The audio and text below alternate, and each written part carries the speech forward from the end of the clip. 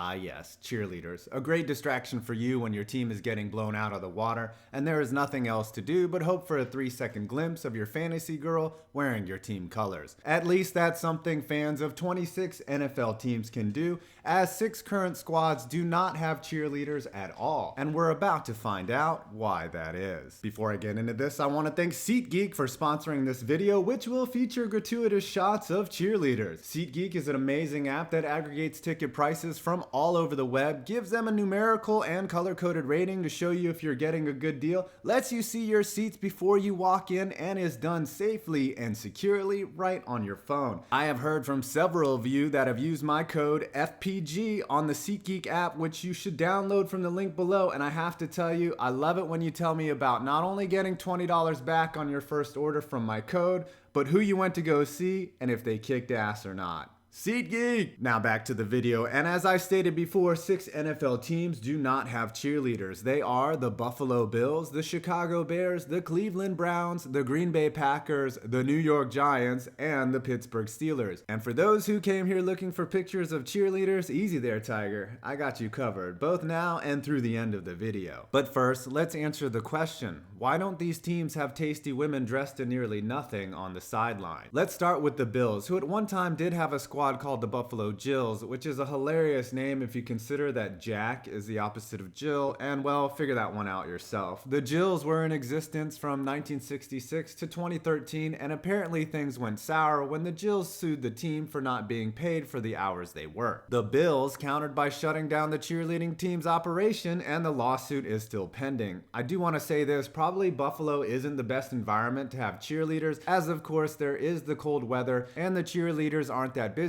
considering the abysmal on-field play and not much to cheer for. And you know, the standard occupational hazard of flying dildos. Lastly, most Bills fans are outside of the stadium and are doing this. Now for the Bears, they used to have a squad deemed the Honey Bears from 1977 to 1985. The Honey Bears were more of a cheerleading squad and did traditional cheer moves beyond what their sort of sexist name would imply, as it was refreshing that they were not a dance team and actually was there to cheer. Their last year was in 1985, and their final performance was at Super Bowl 20 in New Orleans, which ushered in an era of the Bears really not being that good. Some believe there is a curse of the Honey Bear, but really I don't think anyone wants to cheer in the bitter cold near Lake Michigan and also cheer for a team that thinks Mike Glennon or Mark freaking Sanchez is going to get them more than 5 wins. On to their rival, the Packers, another cold weather team that doesn't have cheerleaders. However, it's worth noting that the Packers sometimes use collegiate cheer squads at their home games to root for the Packers, though they are not officially affiliated with the team. These squads can be a mix of both male and female cheerleaders, which can naturally lead you to ask if there are any male cheerleaders in the league, and the answer is yes. The Baltimore Ravens have both male cheerleaders on the sidelines and one underperforming one under center. In superb Owl 45, the Packers squared off against the Pittsburgh Steelers, who also do not have a pep squad, as it was the first time neither team brought cheerleaders with them to the big game. The Steelers were actually one of the first teams to have cheerleaders on the sidelines, as they used students from nearby Robert Morris University to fill their squad, and look at those outfits. I think I see ankle, fellas. The Steelerettes cheered their last season in 1969, and then the teams went on to reel off 6 Super Bowl wins, and it's kind of the opposite of the Bears and such.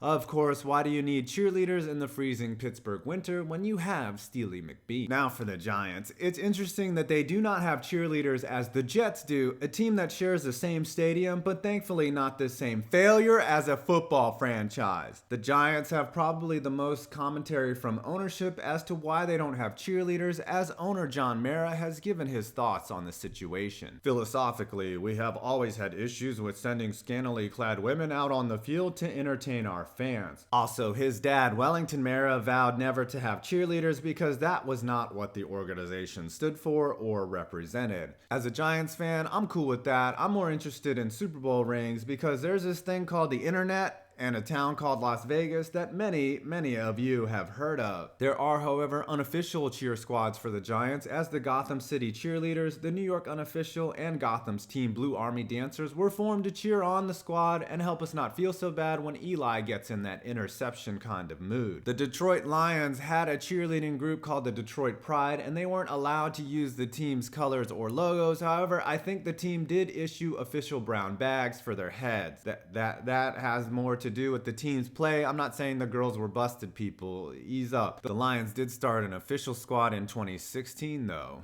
Yow. And finally, let's talk about why Cleveland doesn't have cheerleaders. Cleveland, along with the Giants, are the only other team to never have an official squad. The closest thing they have come to is an all-girl-led marching band and grown men who dress up like dogs. Of course, it could be said that if a squad was put together for the Browns, you could simply call them women dressed in Browns gear, or the Sorrow Leaders, Beer Leaders, the Crying Team, or hey look, another QB encouragers. I don't know, but Down with the Brown does have a nice ring to it. And of course, let's go through a quick montage of every active official NFL cheerleading squad, because that's what you've been waiting for, have you not?